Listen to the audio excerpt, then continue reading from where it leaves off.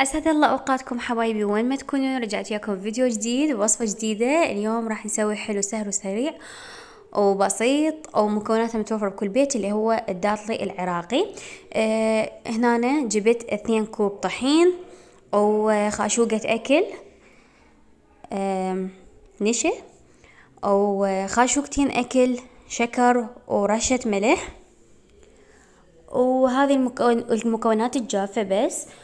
وحضرت على صفحة كوبين مي وربع كوب زيت وملعقة فانيلا سائلة، وإذا ما عندكم سائلة تقدرون تحطون الفانيلا الباودر.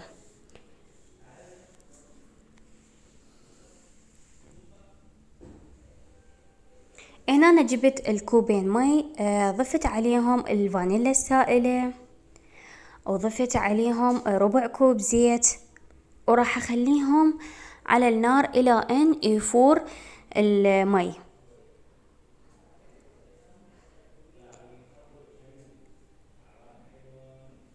فبين ما يفور المي راح أني أحضر كيس حلواني وفورمة. هذا الكيس الحلواني نايلون قوي يصير، واكو يصير جلد، فاللي متوفر عندكم. وهذا الفورمة مال الداطلي، اختاريت هذا قياسها وحجمها.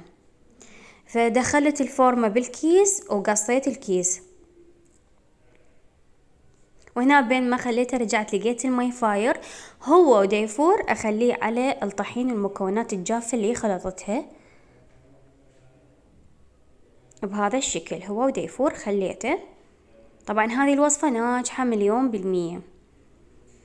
وهنا أنا الانحار فخلطتها بالملعقة وظليت أخلط إلى أن صارت عجينة ناعمة بهذا الشكل. فالعجينة هي ودافية راح أخليها بالكيس الحلواني وأضغط عليها بهذا الشكل وأقصها بالمقص، وشكلتها هنا. وراح يعني أشغل الطباخ وأخلي عليه طاوة الزيت وأقلي. طبعا صارت ما شاء الله كمية هواية. وهنا أنا خليت هذا البايركس خليت بيه شيرة. طبعا احنا الشيرة محضريها دائما عندنا موجودة بالبيت، فإذا تسوون شيرة لازم شوية الشيرة تبرد. هنا أنا خليت الطاوة وخليت عليها كمية من الزيت وحمى الزيت، وبديت أقلي بيه الداطلي مالتي. هنا هاي المكونات اللي محضرتها شيرة، وهذا بقايا العجين. هنا أنا بديت أخلي طبعا لا تملون الطاوة، وأقلبوها بشكل مستمر حتى من كل الجهات تحمر.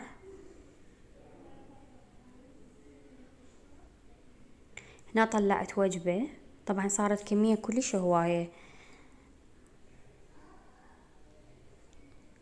هنا هذا الشكل الداطلي النهائي، زينته بالفستق الحلبي كلش طيب، كلش كلش، وأطيب من مال السوق وأنظف وأحسن من جميع النواحي، ومكوناته متوفرة بكل بيت وبسيطة. زينته بالفستق الحلبي، وممكن ما تزينوه، ممكن تزينوه بأي مكسرات تحبون. لا تنسون اللايك والاشتراك وتفعلون زر الجرس حتى يوصلكم كل شي جديد. وفضلا وليس أمرا تسوون مشاركات للفيديو حتى تكبر القناة ويوصل الفيديو لأكبر عدد ممكن.